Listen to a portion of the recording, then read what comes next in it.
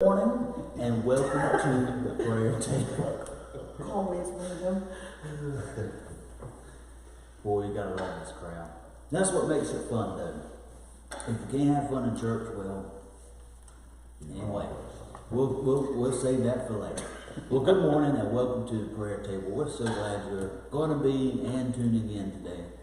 Three things we'd ask you to do. If you have a prayer request, we want you to put that down in the comments. And we're going to pray for you, no matter what it is. Even if it's something that you don't feel like sharing down there in the comments, send it to us in a private message. One of us sitting around the table or on the thingy, and we'll be glad to stop what we're doing and pray for you on the thingy. On the thingy. So, second thing we're going to ask you to do is down there somewhere at the bottom of this feed where we're streaming from is a share button. Hit that share button and help us travel around the world. You never know who that'll affect when you hit that share button. And then the third thing is, if you have a comment about what we're talking about, or if you have a question or something like that, you can put that down there in the comments as well, and we're going to be glad to either share your input or help you out with a question. We don't claim to know everything here around the table, but we will do our best to help you out. And if we don't know it today, we'll get you an answer next week when you come back to the table. So, with that being said, our topic today is being chosen. And it's a rather interesting topic if you ask me about it. And I say that because so many people are looking for stuff today. Mm-hmm. So many people in the world are looking for anything and everything. And the things that they find are only temporary. They don't last long. But Jesus here in Mark 15th chapter, we'll get into it in a second, says that I chose you. You don't have to look hard to find it. He's right there ready to receive you. And what you're feeling will last for all eternity. So, John the 15th chapter, Miss Kim, will you read verses 16? Yes. And does it matter which version? It does. Okay. I'm in the Passion Translation. John 15:16. You didn't choose me, but I've chosen and commissioned you to go into the world to bear fruit. And your fruit will last, because whatever you ask of my Father for my sake, he will give it to you. So there's a couple elements we're going to look at. It's in verse 16. And then we're going to look at verse 17 too, because it ties right back into it. So, who has anything they want to share about 16? Anybody want to get us started this morning? Let's start off with a definition, because I really think you have to define the word chosen. Who has a definition for that? To pick out, choose, to pick or choose out for oneself, choosing out of many. Jesus chose like Jesus chose his disciples. Speaks of God choosing whom he judged to fit to receive his favors and separated the rest of mankind to be particularly his own and to be attended continually by his gracious oversight. Okay. All right, what you got? You don't got, okay, all right. I looked up what does chosen mean spiritually, and it said it's to step into new life-giving relationship, as well as God's work of transformation in our lives and in the lives of others. Okay. Kind of what I got when Pastor was talking right then as well. I saw a picture of piglets yesterday on Facebook. Somebody was selling off piglets, and there was like 12 piglets in this picture. And what I saw was like a farmer like going up to this and picking one out. He was hand selected.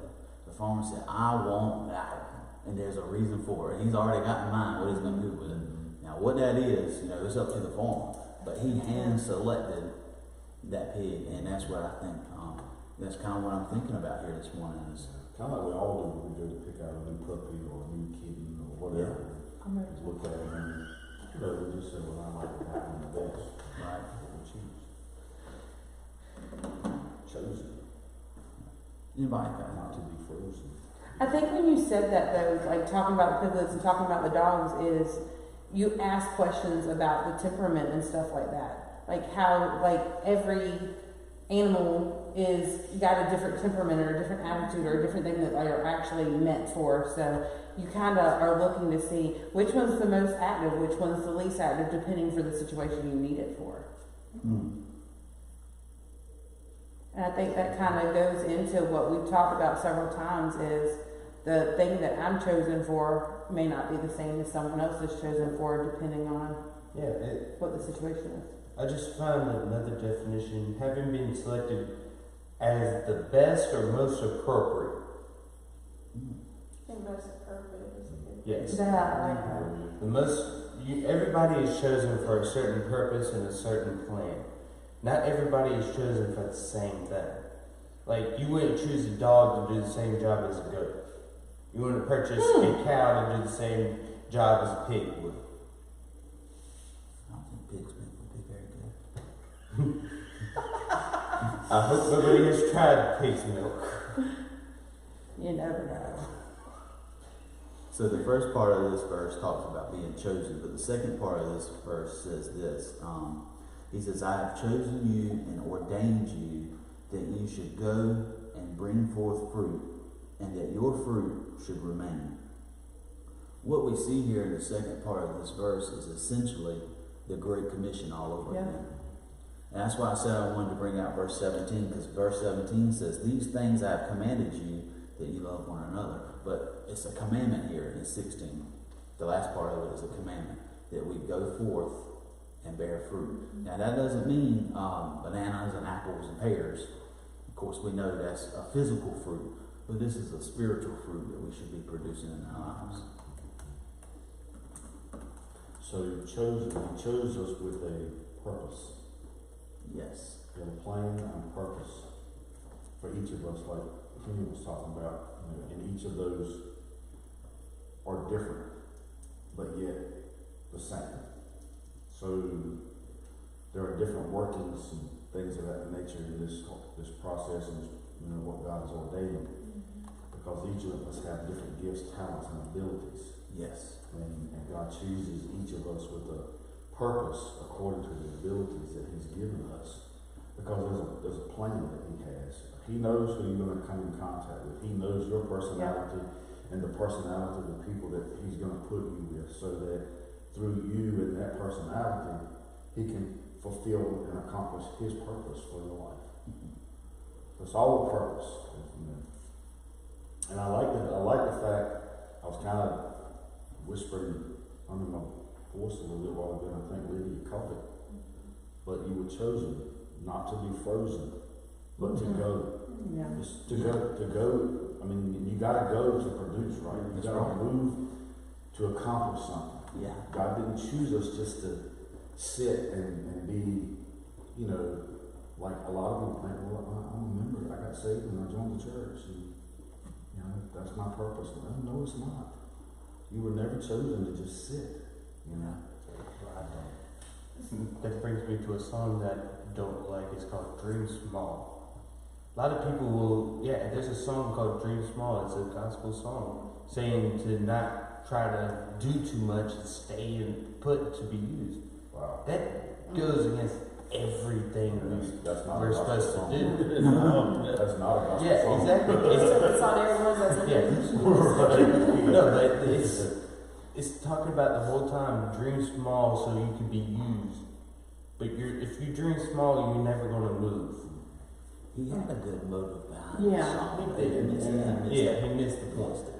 Yeah, I think that happens a lot. That's why you have to be careful. And also about being chosen and many different people being chosen for different things. That can bring you back up to John 15:4. Remain in me as also remain in you. No branch can bear fruit by itself. Yeah. It must remain in the vine, neither can you bear fruit unless you remain in me. Nobody can do anything by themselves. Many people think, I have enough strength to do this by myself, I can do this by myself, I can do that. Without God, you're either going to mess it up or hurt yourself. So I like visuals, and when I got the topic of being chosen, a visual came into my mind of that little kid who's waiting to be picked to be on someone's team for dodgeball.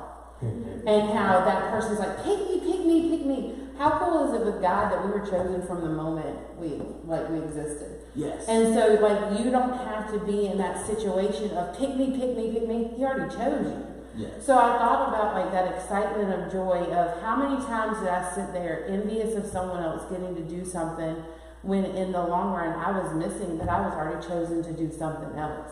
Yes. So it's like that excitement of you waiting to be picked and that person that always got upset because they were the last. Why am I always the last one chosen? That was me.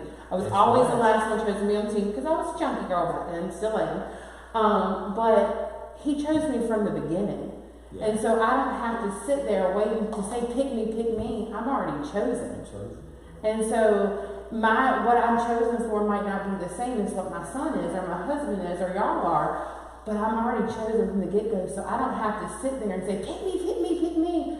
No, I have to say, okay, God, my life is yours. What am I supposed to be doing? And seek Him for confirmation in that instead of having to say, well, I'll go do that and I'll go do that. I need to make sure I'm confirming with Him what He's chosen me to do. Yeah. Ephesians, the first chapter, confirms exactly what you're talking about. In verse 4, it says, just as He chose us in Him before the foundations of the world. So what you're saying, before the world was formed, before God said, let there be heaven and let there be earth, you were chosen.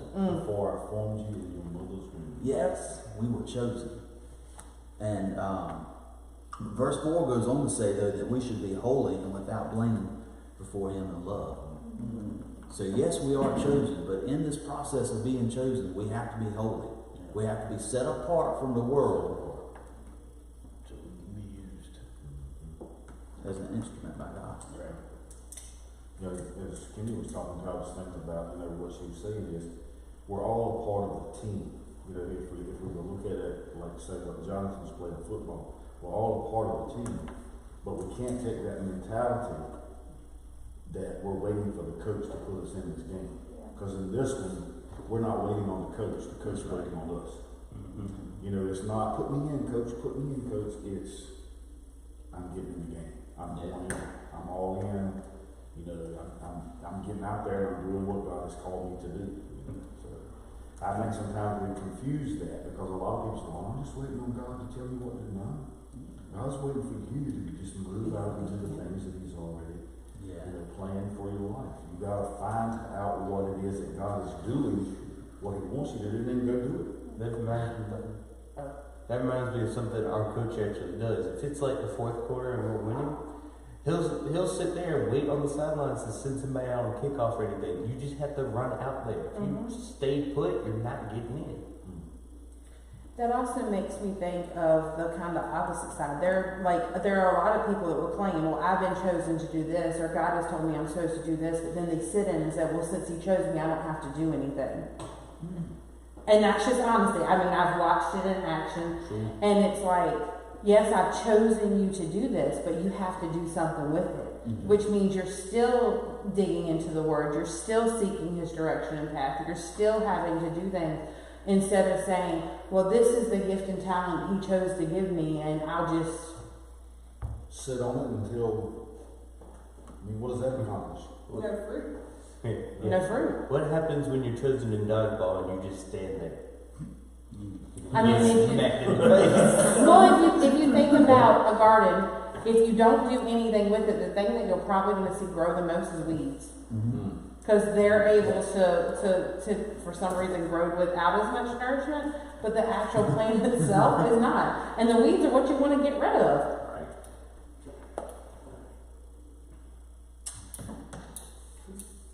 So what can I do to, I'll rephrase that, can I earn what we're talking about today? Can I earn it? No need to earn it, you're already chosen. If you're already chosen, there's no need to earn being chosen. So there's not no amount of work I can do to earn. No, because you're already chosen. You're already chosen for a job, you just need to do it. You need to figure out what that job is and actually move in it. And if we go back to what she said about the plants, about not being able, good stuff doesn't grow by itself. You need to help it.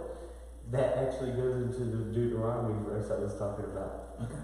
If you go to talking about the plants, if you go to Deuteronomy 8:17 through 18, you may say to yourself, "My power and the strength of my hands have produced this wealth for me."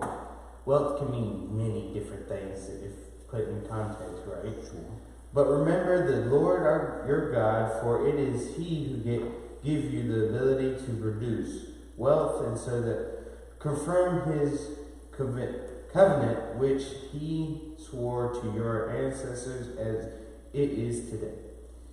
A lot of people will say wealth is just straight money, but it can be many different things. Like you can have wealth in health. Your health is good. You're able to do stuff in your old age, your young age. It doesn't matter. I'm looking at you for old age. I apologize for Pastor. I'm sorry. Back to the point, John. Yeah, I'm going to get to But okay. But everybody has been chosen. The thing is, a lot of people will say, "Oh, I'm chosen because of my strength, what I can do." You're chosen because of what God can do through you. So I think the question that comes to my mind, because I hear a lot of people saying, "Well, I don't know what I've been chosen to do. I don't know what God's will is for my life. I don't know what to do," is how do we get past the fact that sometimes we're chosen for the thing that makes us the most uncomfortable? Or the thing that we don't realize is the thing that we're supposed to do, because we're like, "Well, I can do this because it's going to be easy and comfortable for me," but that might not be the thing you're chosen to do. Go ahead. I can answer that question. It's something called "shut up and say yes, sir." Well, That's the way to put it.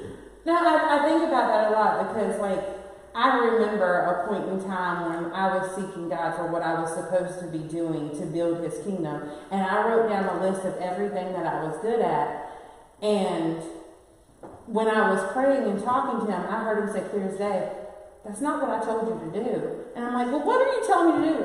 And it pretty much was, "I need you to listen to me and stop being in your own head." Because I knew the things that I was good at and I was comfortable with. And He's like, "I didn't design you to be comfortable." And I'm like, "But I don't want to hear that."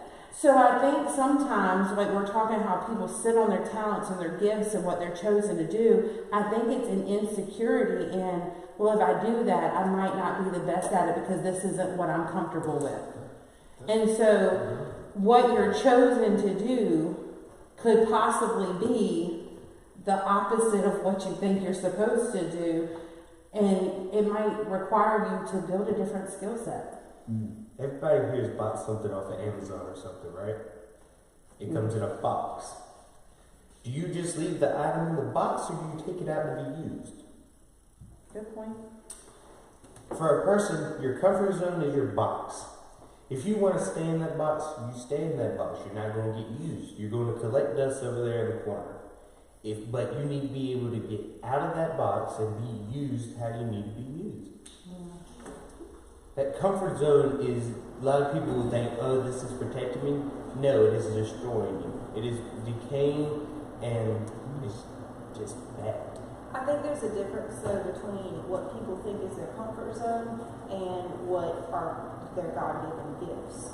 So like, back to your garden analogy, right? Mm-hmm. So like, say you plant a tomato.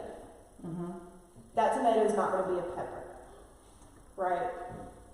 As much as you try to make it into a pepper, it's not going to be a pepper. So I think there's like a fine line there. So yes, I do. You know, of course I don't know. Anyways, I think people try to look into it too much and wait for God's perfect will, which is sitting right there. But anyways, I think that people try to, wait so much for what's God's perfect will for my life, rather than just being obedient in where they're at and what they're being called to do right now. Mm-hmm. Like Lauren, for example, she has amazing gifts on the keyboard. Does she think that that's not God's perfect will for her just because she has that skill set? Right? That's her skill set. She may not have been comfortable when she started, right? But that's her skill set, and that's what God's growing her in. of course, among other things, but like, just because you have a certain skill set doesn't mean. But I think you said get something those there. skills. I think you said something there when you used the example. She's still constantly seeking to build on it and to do even more with it versus sitting there saying, well, I've already got this ability, so I'm just going to use it how I've got it. It's continuing to grow. It's just like I think about your story all the time where you tell us you were determined you were going to be an evangelist. But when God said, no, I've called you to preach, you're like, okay. And you've constantly built on how can I be what you want me to be in this, and you don't just stay at the base level of this is okay. It's constantly building on it.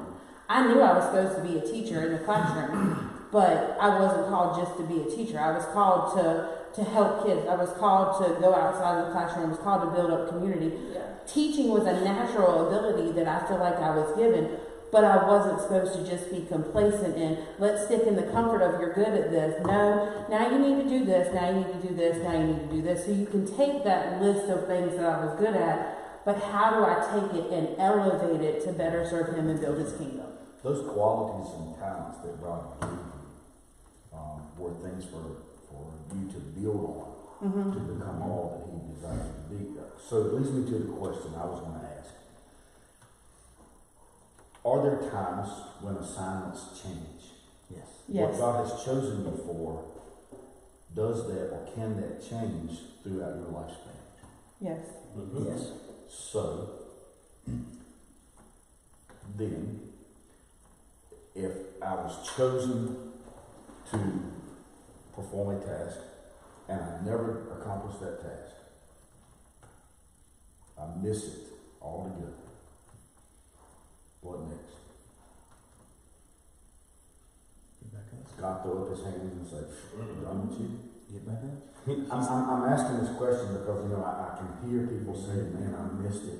Yeah. And man, oh gosh, I'll never be able to accomplish what God has set out for me. You guys are telling me, no, we're not here telling you that you missed anything.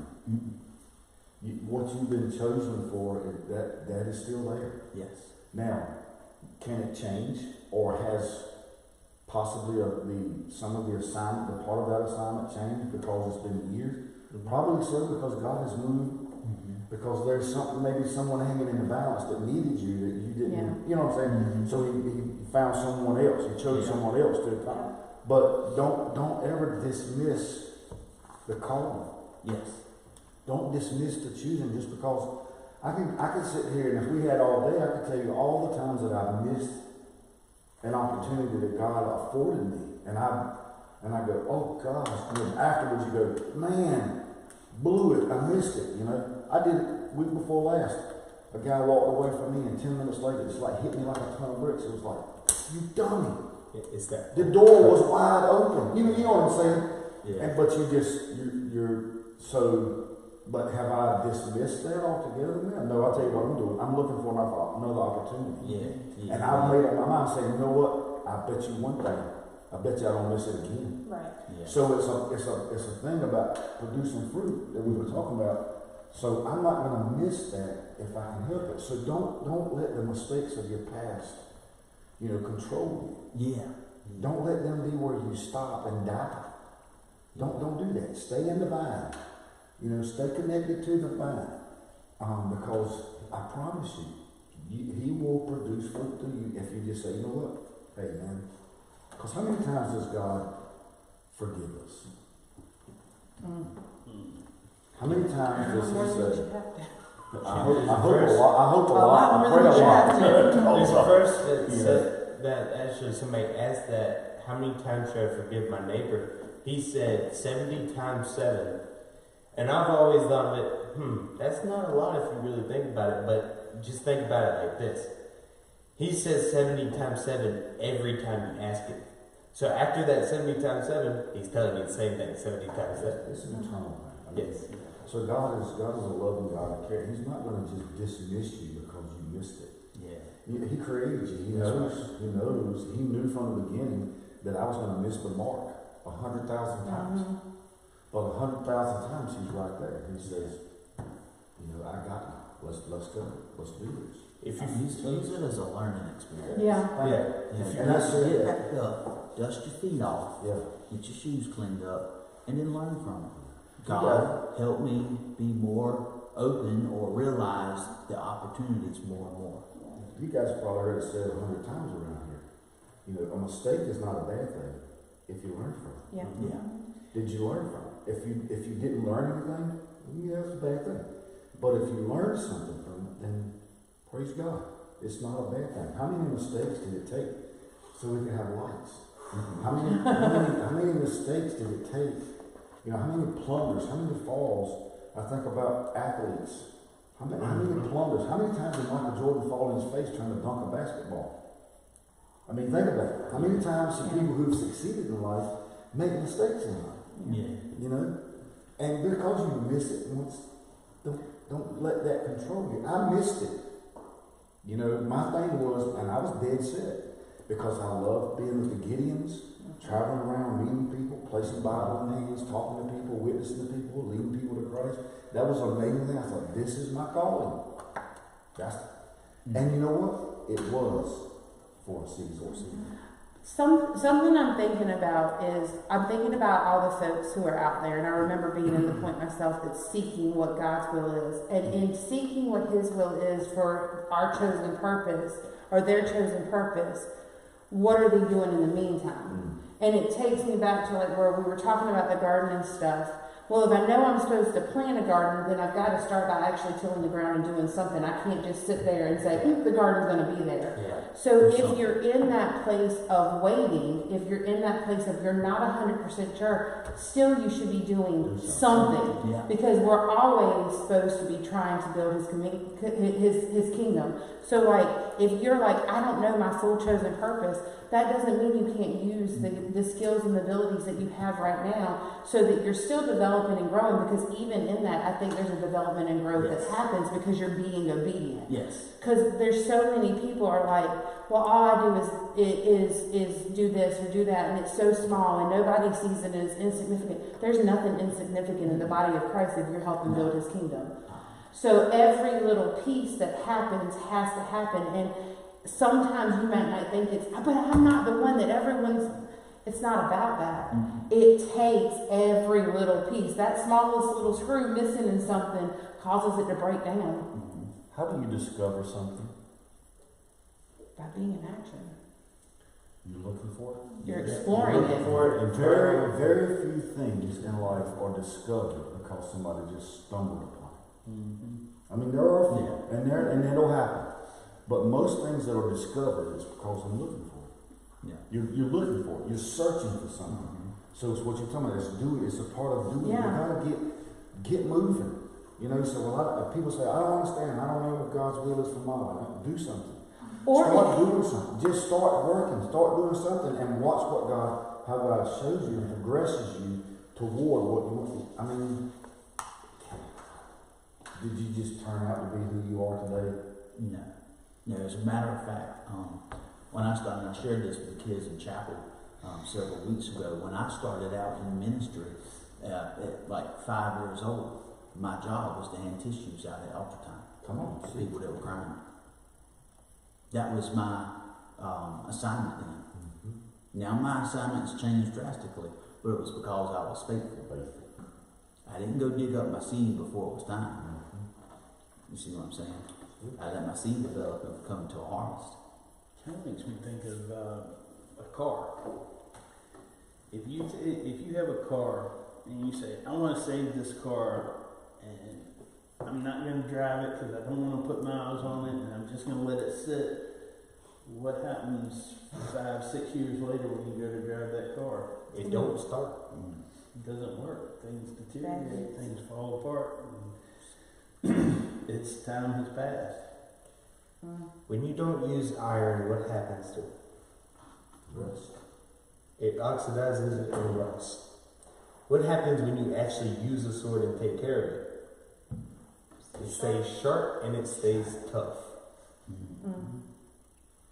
Just like if you fall on the ground, are you going to stay on that ground? If you stay on the ground, so either you're going to get looked at weird or somebody's going to try to help you. And it reminds me of when I first started football, I couldn't run halfway down the field without falling. Now, if you look at me playing football now, I'm one of the fastest linemen out there. When you wear cleats. When I wear cleats, yes. But Okay, they had no I grip. don't know. Leave me alone. They had no grip. I don't say that to be funny. I say that to say you now know the right Yes. tools that you need in order to be successful in that thing. So I didn't say it just to pick on you, but like we were out of the football field the other day and he did not have his cleats. The grass was slick.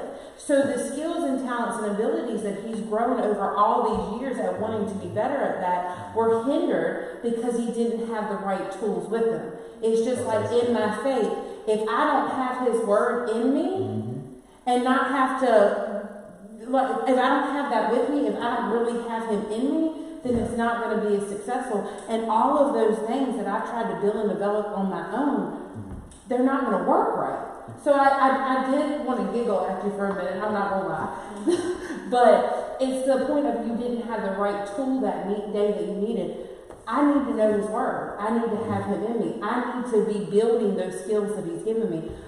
Talking to people, that was not my jam, hated it. Now it's like, you know what? Even when I don't want to talk to someone, I'm still going to talk to them. If you're going to wash a window, you're not going to use a hammer. So Please you're don't. saying that your sword needs to stay sharp Exactly. and not be rusty. Exactly. I can't just go sit in the corner and let it build cobwebs and rust. No point in having a sword when you can't use it. And you might have the tools, but you still need training for it. Like So where do you get that? by reading the Word of God. And well, yeah, if we're talking about spiritual training, you read the Word of God, you talk to God, and you actually move in it. I can read a book about how to swing a sword all day. But when it comes down to it, if I have never swung a sword before, I'm going to mess up big time. I'm going to not be used to the weight of it. I'm not going to be used to how it needs to be swung. And it's more than likely, I'm going to just hit somebody with it and not actually do it. So if I've realized what I'm chosen in God to do, and I'm supposed to be growing and developing and building tools, do I do it all by myself or do I need to be in community with others? No, you need to be in community with others. If Discipleship. you're on a team, do you practice by yourself? No, the majority of the time you practice with the team. Doesn't mean you can't practice by yourself, but you practice with others majority of the time. Under a coach's guidance. Yes, under a coach's guidance. What, And what word? I heard you say a word, but I didn't hear you say it. What did you say? Discipleship. Okay. like, okay, You can get it on your own. And I encourage that. I encourage Yes. you, if you go home during the week and read your Bible. Because if all you do is wait till practice, Go home after Sunday and read the scriptures Pastor used. Not our pastor. I know our pastor's preaching from the Bible, but open it up for yourself and get in it. But there also comes a point. Look, when the Apostle Paul had his experience on the road to Damascus, he was blinded and he was taken to a place, and if you look in the Bible, it's just like 3 chapters and Paul starts his ministry. It wasn't actually just 3 chapters. that was years. There was about a 3-year span before Paul actually started his ministry. Now, was Paul being a monk and just off by himself, meditating day and night? Nope. Now, I'm sure he was meditating, but somebody came along the way and said, Paul, this is, and discipled Paul in the way to go. Yep. So there comes a time where you just have to sit and listen to some godly wisdom, teaching, counsel, if you will. Isn't there a verse saying, treat your body like a temple? Everybody can clean, like saying, since we don't really use tipples too much anymore, think of your body like you're taking care of a church. One person can clean the whole church, but it's going to take a long while. If you get a team of people cleaning the church, how long is that going to take? If you got a good, decent team with taking care of the church. If you have a good, decent team taking care of the church, you can bring an hour job down to a few minutes. But that all depends on if you're actually doing the work. Well, a question that goes along with that, and we'll probably have to save it for another time, is, are you talking about the physical church building or the building up of the church outside the walls as well? That's what a lot of people get But wrong. but that will take a whole nother. Yep, but that's what a lot of people get wrong. Yeah. Everybody thinks of a building, but that's for another time. I'm taking his line. And it's for another time. So what if I don't feel chosen? Like, so I'm a Christian. I'm a new convert. I've been saved probably like 6 months. And I hear y'all talking about being chosen. And because of the things that I've done in my past, I just don't feel like God would have chose me. How should we, or how do we combat that? How can we get over that point of, I'm ashamed of what I've done and God can't choose me? Scripture will help you with that. There is therefore now. When is now? Right now. Now that you have accepted Christ as your Savior, there is therefore now no condemnation. There's no condemnation for you. So the Bible tells us that, when we're born again, all of my old things are in the past. Behold, all things have become new. That's a part of being saved, being a new convert, coming into Christ and accepting the newness of life that is found in Christ Jesus. He says, the word says, unless the seed die, unless we die to ourselves, die to who we were, then it can produce no fruit, right? So we first have to die to self. And that means what we're talking about right now. Becoming a disciple, being a disciple, come and be a part of the family so we can learn. I just shared this with somebody Sunday who came up for salvation at the church, that now you need discipleship. You need to become a part of the family. You can learn, but you gotta be a part. Yes, you can learn on your own, like you guys have said, and that's a great thing to meditate on the word. Take a scripture, meditate it on it all day, meditate on it all week if you need to, whatever you need to do. But in that, I think you also need to seek out counsel and discipleship from people who've been there, who have some insight from you, who can help you. A lot of people have helped me along my way.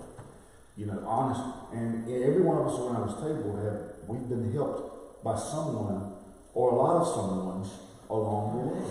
We've been taught things. We've been, and that is a process. We are not where we are today on our own.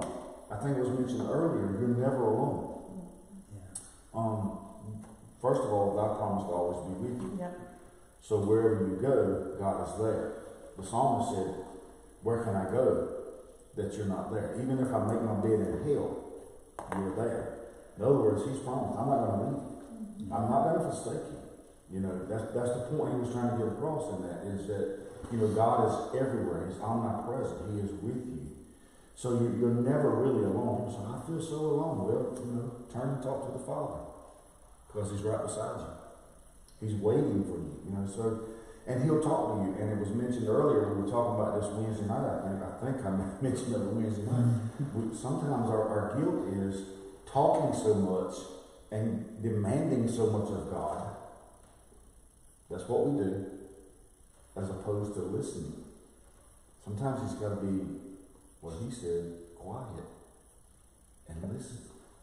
So, I just think it's a process. And so many people also I think so many people in our society today want to be at the top rung of the ladder overnight because they don't trust the process. Yeah. They don't want to climb one rung at a time to get to where they need to be. It's, take me from here to there, God. Well, there's going to be a cycle along the way. Yeah.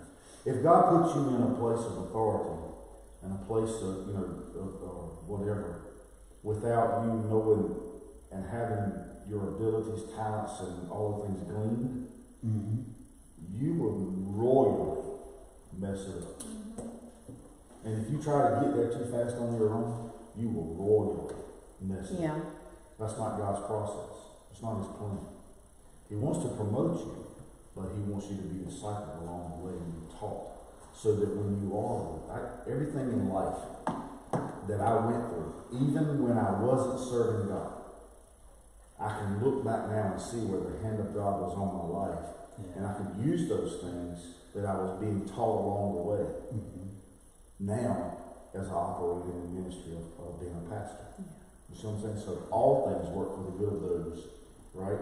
Who love him and are called according to his purposes. Everything that I have been through, I can learn from. So we've been through some stuff, right? And we learn from it. Don't be ashamed of your past. Take what you learned and use it for God's glory. I guess that's what I'm trying to hold long spew was about, but sorry. Stop doubting God's power.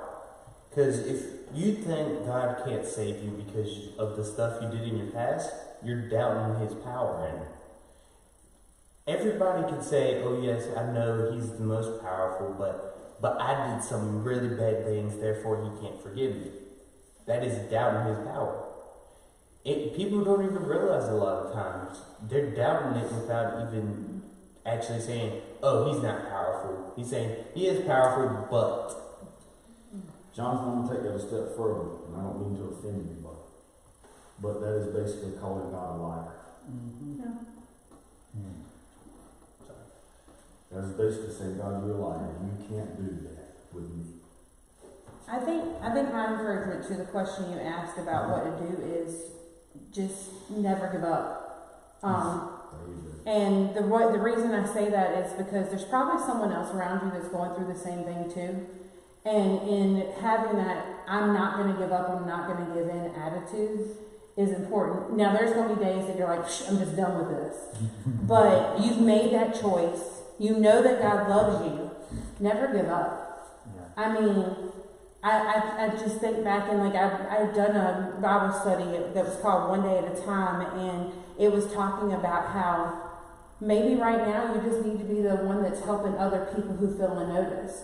So when that other person comes up to you and says, I can tell that something's going on and I just want to be here for you, let them in.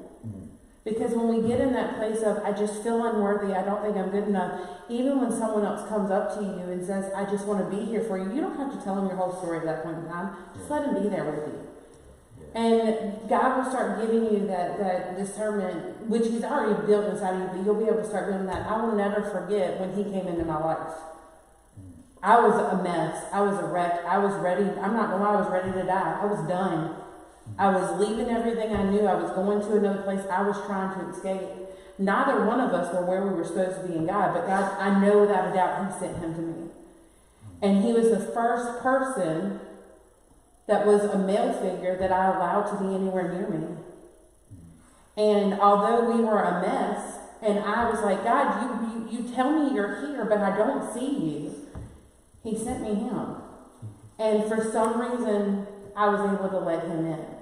And now I see where we are. And I remember being that person, I just want to die. I don't belong here. And 3 times he saved me. He brought me back and he saved me, and I was still here, and I was like, how can I deny his plan and purpose when I'm still here?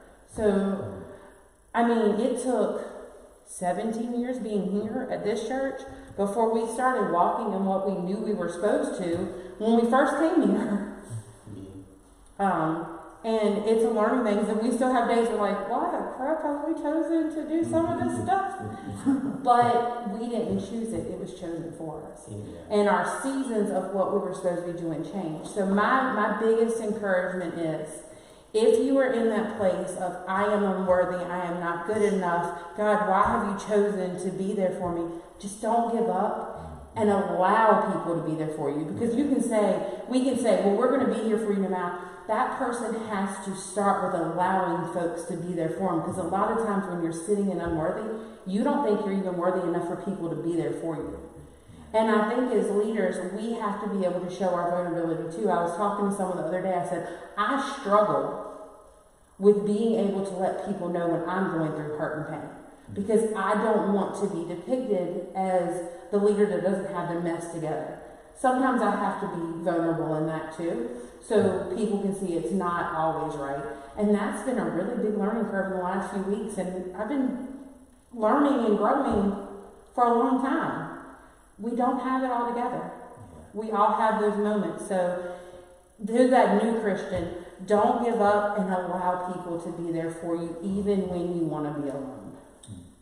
The final perspective that I would have on that too is, I think it's important to know how and why we're chosen, Right. right? So Romans 11:5-6. So too, at the present time, there is a remnant chosen by grace. Remnant. And if by grace, then it cannot be based on works. If it were, grace would no longer be grace. So it's not based on works. It's not based on what you've done or what you're doing Come now, on. but it's based on grace. So it's nothing to do with you. So we need to step aside. Whew. That Yeah. shameless plug for Pastor Christy Amico this weekend. If y'all are watching, come. But one thing that he said when he was here last year was sometimes you need to get out of your own way. Exactly. Praise God. That's good. That's so true too. Hey, I thought Moses really.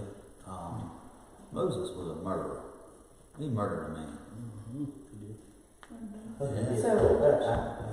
There's one comment that Granny put up today. I would do that. She said, I feel like I'm learning how to use the ditches. Well, it just disappeared on me. What happened?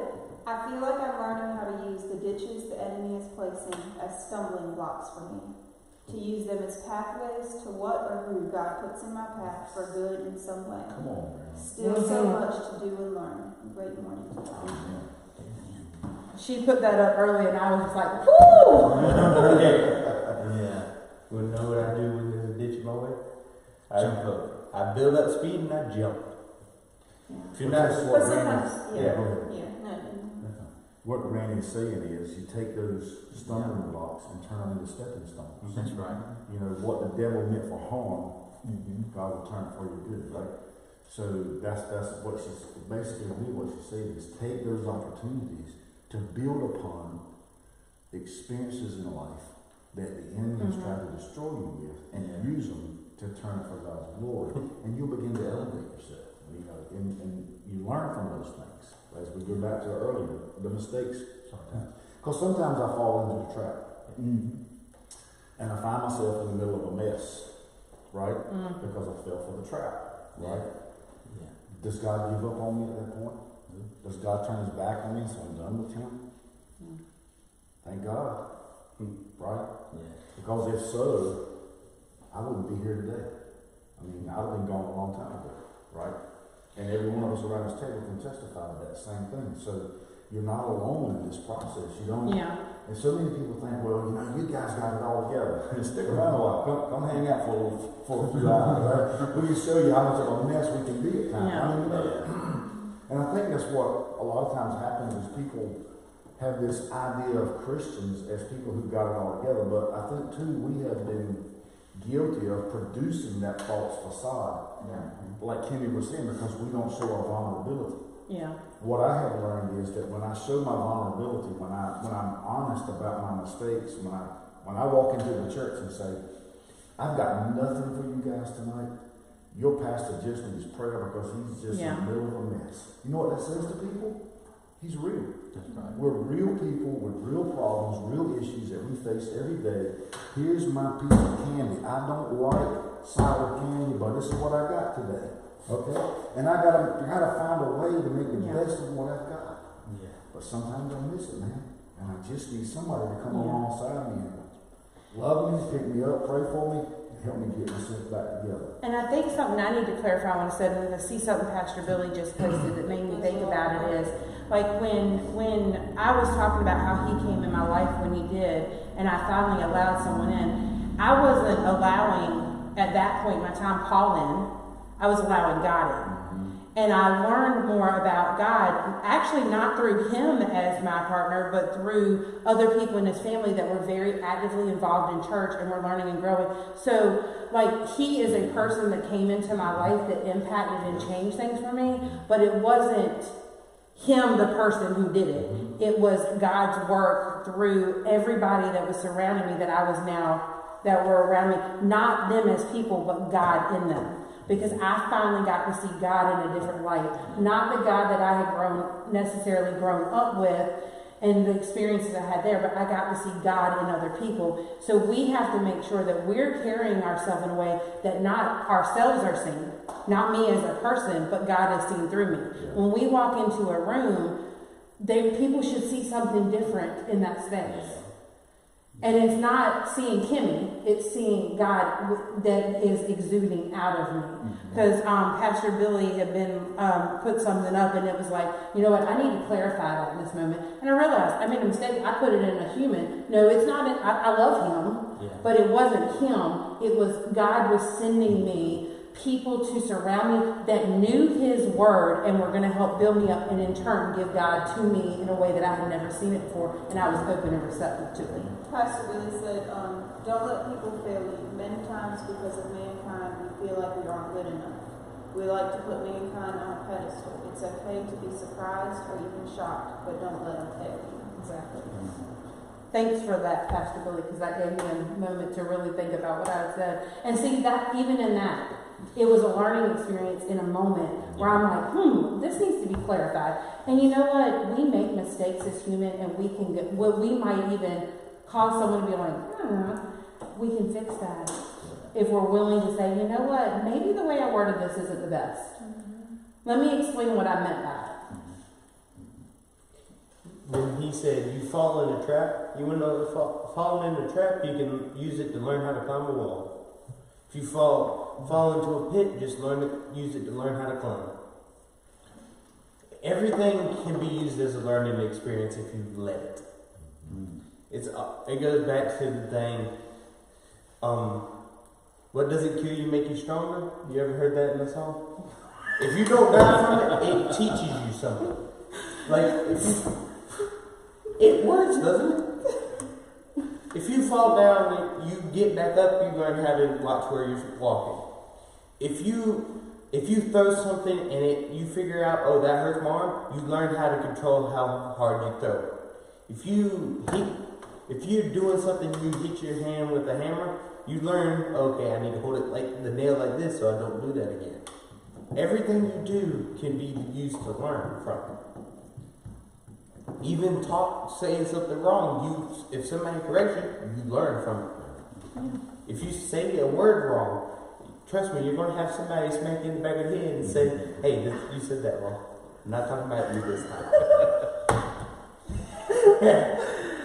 Y'all forgive my child.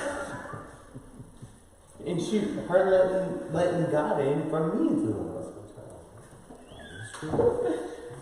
I'm glad we can have fun while learning about Him. You might as well. It doesn't need to be If you important. can't have fun, then you're not doing it right. But I actually think that that's kind of, and I know we're dwindling down time, but I kind of think that's important. Everything doesn't have to be so serious all the time. Like, the work of God is serious. We take it very seriously, but we're able to find joy, and we're able to find laughter, and we're able to find an excitement in it.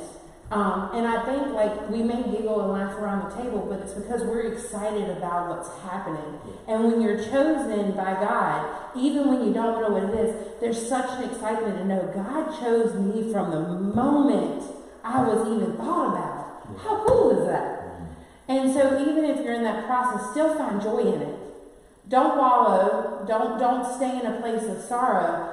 Find joy in He chose you, and even if you don't know exactly what it's for right this minute, still find joy in Him because He chose you. Joy is a fruit of the Spirit. Yeah. So when we have the Spirit, we're supposed to have that joy. And the joy of the Lord is our strength. If you ever see me or Pastor Willie outside preaching to somebody, you're not going to see us outside. And today we are talking about, no, you're going to see us joking around with people teaching. Shoot, when We me, have to be real. yes, you have to be real. You can't just be a robot talking. Everybody thinks a preacher should be on the podium looking down at his Bible the whole time. Not everybody. Or Be careful, that's generalization. not everybody thinks this. I'm talking about the people the religious. Ooh. Yeah, I brought that into. Look, like if you go to the old hymns, you think the religious will look down there looking at it. Oh, like just start singing. I don't know any Yeah. hymns, so I can't do that. We got you. But they'll sit there and look at it sound like a robot. If you're actually enjoying the songs, you're gonna be dancing with it. You're gonna be smiling. You're gonna be loud. Might not Some sound the people best, like but it. you're gonna be loud. And it doesn't have to be loud. You don't have to be loud. You just can't be a robot doing what everybody else is doing. Well, any other comments about being chosen this morning here on the table? I think Jonathan wants to talk all day. I'm in a good mood this I morning. don't know what's going to come out. You never know. Just remember, everyone at this table is invested in him. That is Yep, true. that's why when you said at least everybody here's had help, I've had help from you, and you. Good and bad sometimes. What are you talking about? Well, we thank you guys for tuning in to the prayer table this morning. I'm going to let the cat out of the bag. Over the next couple of weeks, we're going to be discovering gifts. Ooh. That's nice, ain't it? We're going to be studying, we're going to start off with Romans the 12th chapter, talking about our hardwired gifts. Ephesians the 5th chapter, talking about the fivefold ministry. There are 5 gifts listed there, and also the spiritual gifts listed in 1 Corinthians. So, that will be a great study. All of that will not be covered in one week. So, plan on tuning in for the next couple of weeks. Get your coffee, get your eggs, or your macaroons, whatever you'll be eating, whatever, and tune in. Go ahead and study up on some of that if you'd like. We appreciate your comments and stuff like that, because that's how, your comments help us learn too. It's not just about what we say around the table, but your guys' input is always very important in what we do. So, if there's nothing else, Online comment. yeah. Randy Miller said, repentance puts our past as far as the east is to the west. In God's mind, it's gone. Man or the enemy is who doesn't or won't leave it where it belongs, at the foot of the cross. So true. Amen. True. Amen. Anything else, anybody? I think that's it. There's actually one thing that from the east from the west, a lot of time that used to confuse me for a lot of times until somebody clarified. You can't actually measure the east from the west. You'll never actually figure out how far he's talking about if you try to think of a physical sense. Somebody had to clarify that for me, and so don't know if anybody else had that problem with that. I'm gonna put in another plug with Miss Lydia about Christy Amico is gonna be here tomorrow night, and Monday night, and trust me, y'all don't wanna miss it. We have amazing preaching that happens within this church and outside of this church on the streets, but he is another powerful man of God that's got something to share, not just with those who attend this church, but anybody who is willing to show up and listen. And if So you just come- gotta add that plug in with Miss Lydia, because I'm excited. And if you come, you get to see all of our beautiful faces. Man, you just know it. Don't let that. I mean, beautiful face. Very good. Pastor Chris does do an awesome job, so if you're around, if you're in the area, maybe you just need a touch from God. He Yes. moves in an awesome way. You will be blessed regardless. So come on out, hear Brother Chris as he's going to bring the word over the next couple of days and nights. So without anything further ado, we thank you for tuning in to the prayer table today. We know that as you guys have blessed us, we've also blessed you. So until next